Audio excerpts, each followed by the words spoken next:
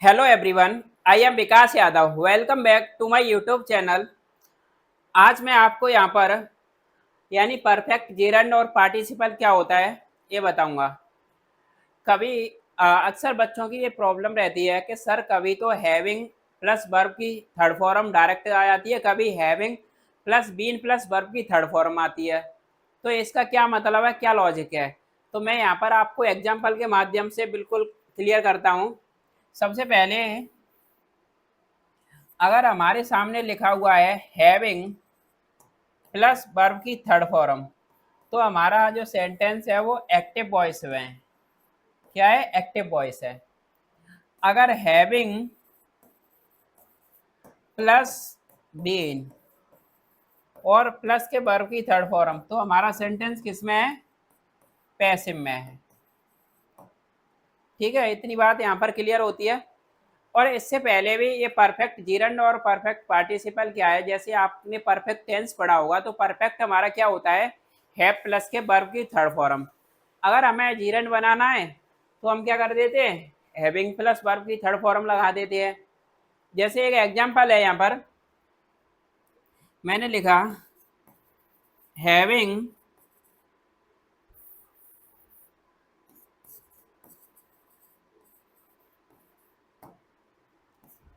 Crack the exam या pass the exam, pass the exam,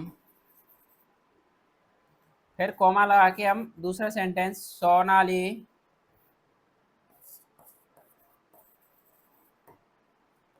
was selected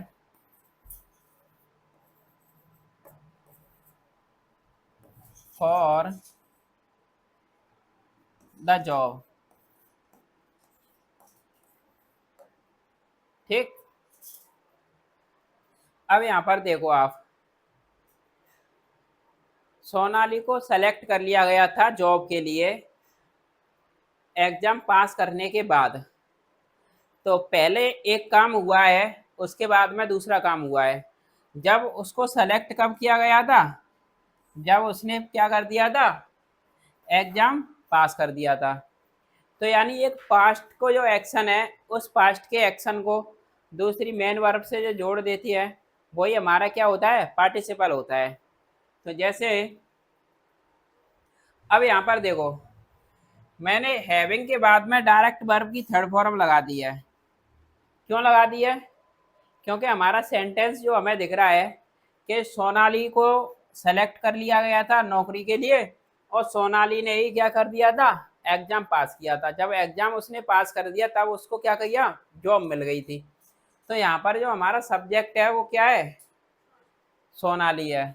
तो सोनाली खुद यहाँ पर क्या है? डूअर है, इसके ऊपर कोई काम नहीं किया जा रहा है, ये खुद काम कर रही है। तो हमारा सेंटेंस क्या है?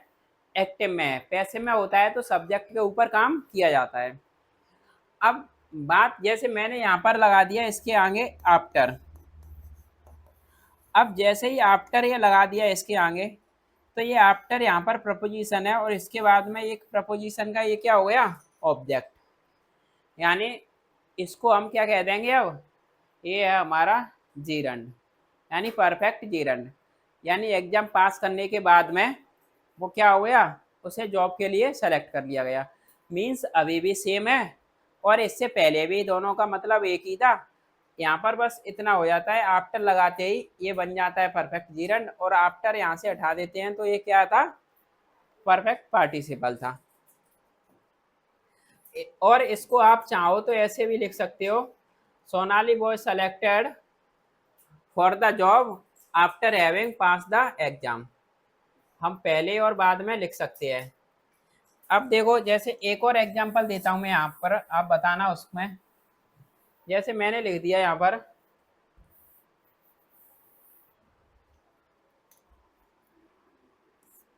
Having accused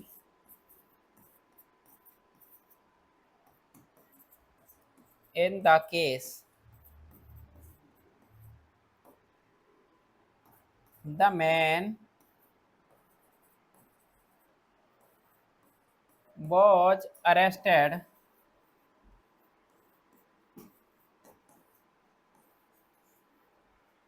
last night.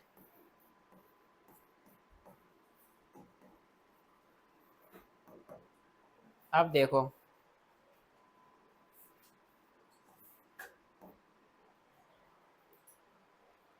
Man को यानी आदमी को गिरफ्तार कर लिया गया था कब? जब मामले में उसको दोषी पाया गया था। अब यहां पर आप बताओ, having accused in the case सही है ये या नहीं है? ऊपर वाले सेंटेंस में सोनाली को सेलेक्ट कर लिया गया था जॉब के लिए, सोनाली ने क्या किया था?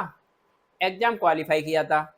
यहाँ पर क्या है, आदमी को गिरफ्तार कर लिया गया था पिछली रात, और आदमी आरोपी था केस में, यानी आदमी को क्या किया गया था? आदमी ने ही अक्यूज किया था। यहाँ पर जैसे सोनाली ने एग्जाम पास किया था, यहाँ पर आदमी ने अक्यूज किया था और आदमी को ही गिरफ्तार कर लिया था। ऐसा नहीं होता है, आदमी को अक्यूज किया गया था या आदमी ने अक्यूज किया था, यानी आदमी को किसी दूसरे के द्वारा अक्यूज करने के बाद उसे पिछली रात क्या किया गया था? गिरफ्तार किया गया था। तो जब यहाँ पर जो मैन है, इसके ऊपर काम किया जा रहा है, ये खुद काम नहीं कर रहा है, इसको तो क्या किया गया था? पिछली रात गिरफ्तार किया गया था। कब? यानी मामले में अभियुक्त होने के बाद में या आरोप लगाए जाने के बाद में, अक्यूज किए जाने के बाद में। तो हम क्या बनाएंगे? हैविंग, और इसके बाद में लगा देंगे been, having been.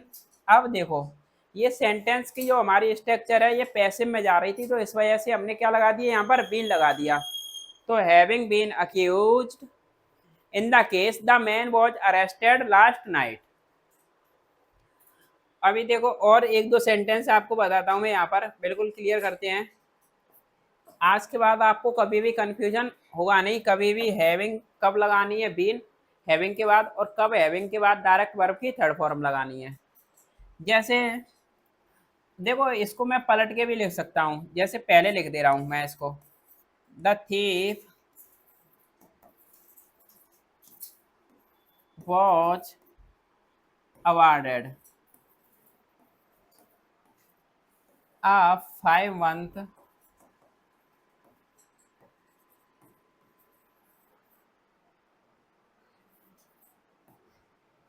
Sentence. Sentence का मतलब होता है सजा। फिर इसके बाद में हम इसको हैविंग से जोड़ देते हैं, having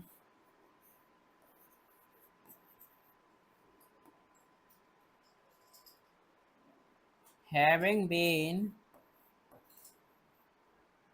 caught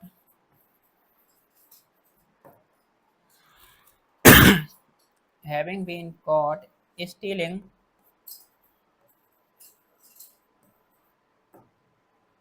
red handed।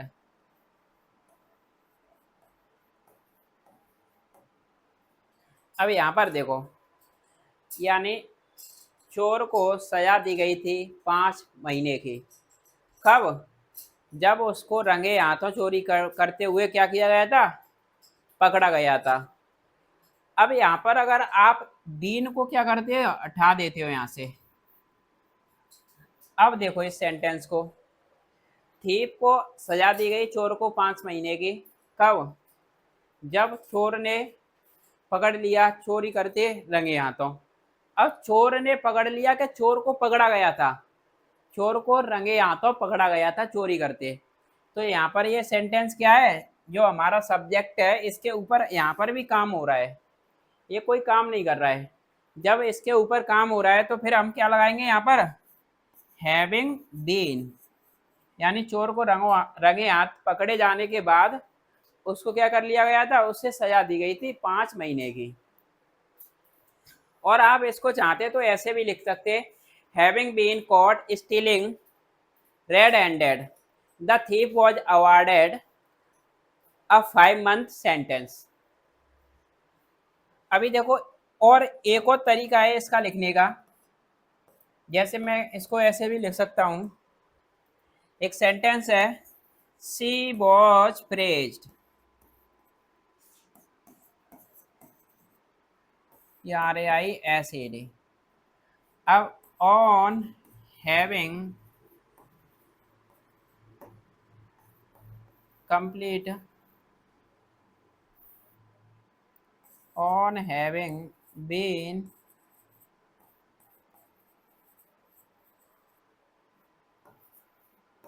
completed the project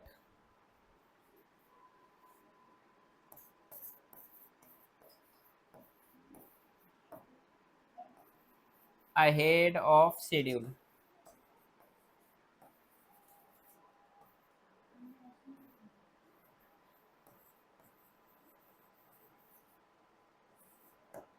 अब यहाँ पर इसका मतलब क्या है, यानी उसे प्रेज किया गया था कंप्लीट किए जाने पर प्रोजेक्ट, यानी शेड्यूल जो टाइम था समय से पहले, अहेड ऑफ शेड्यूल, यानी 20 दिन का उसको प्रोजेक्ट था और उसने क्या कर दिया, 15 दिन में ही वो फिनिश कर दिया। तो इसके लिए उसे क्या किया गया था, प्रेज किया गया था। तो यहाँ पर आप देखो इस सेंटेंस को, ये सही है या गलत है। मेरे हिसाब से मैक्सिमम जो बच्चे हैं इस सेंटेंस को नो एरर करके चले आएंगे, क्योंकि उनको इसका सेंस ही नहीं निकाल पाएंगे। अब सी वॉज प्रेज, उसको प्रेज किया गया था, उसने कंप्लीट कर दिया था प्रोजेक्ट। अभी पहले जो फर्स्ट सेंटेंस था उस वाले सेंटेंस को आप देखोगे, Sonali was selected for a job, कब, हैविंग पास द एग्जाम, वहां पर सोनाली को सेलेक्ट किया गया था और उसी ने एग्जाम को पास किया था। इसी तरह से जब उसकी प्रशंसा की गई थी और उसी ने प्रोजेक्ट को क्या किया था, कंप्लीट किया था। जब यहाँ पर हमारा जो सब्जेक्ट है वो खुद काम कर रहा है पहली बात तो फिर यहाँ पर बीन क्यों आएगी। तो ऐसे भी समझ सकते हो, अगर आप बीन लगा रहे हो तो इसका मतलब तो ये है she was praised on having been completed, यानी उसको, लड़की को, यानी जो सी, उसे पूरा किया गया था, यानी सी हैविंग बीन कंप्लीटेड, यानी उसे कंप्लीट किए जाने के बाद में। अब वो क्या है, कोई चीज़ तो है नहीं है कि उसे पूरा कर दिया गया, वो हमारा सेंटेंस में सब्जेक्ट है, उसने प्रोजेक्ट को पूरा किया था और तो इसके लिए उसकी क्या की थी, तारीफ की गई थी। तो फिर यहाँ पर मुझे पता चल रहा है, तो फिर मैं यहाँ से क्या कर दूंगा, बीन को हटा दूंगा। तो इस तरह से आपको सेंटेंस घुमा फिरा के दिया जाएगा, कभी हैविंग को आगे भी लिख देते हैं, कभी पीछे भी लिख देते हैं। अगर आफ्टर यहाँ पर प्रपोजिशन दी जाती है तो ये बन जाता है यहाँ पर परफेक्ट जीरंड बन जाता है। अगर आफ्टर नहीं है तो ये पार्टिसिपल बनेगा और दोनों का मीन्स सेम रहता है। और सबसे अच्छी बात यह है, हमें सब्जेक्ट को पकड़ना है। अगर हमारा सब्जेक्ट है वो खुद काम कर रहा है तो सेंटेंस जाएगा हमारा एक्टिव में हैविंग प्लस वर्ब की थर्ड फॉर्म। अगर सब्जेक्ट काम नहीं कर रहा है, उसके ऊपर काम किया जा रहा है, तो वहां पर हम क्या कर देंगे, हैविंग बीन प्लस वर्ब की थर्ड फॉर्म। तो मुझे उम्मीद है, मैं आशा करता हूँ ये कॉन्सेप्ट आपके बड़े अच्छे से समझ में आया होगा और आप अपने आप से एक दो एग्जाम्पल देखिए करके, तो आपको और क्लियरिटी आएगी कॉन्सेप्ट में। ऐसे ही छोटे छोटे हम कॉन्सेप्ट लेकर आते रहेंगे आपके लिए यहाँ पर डेली। आज के लिए इतना ही काफ़ी है।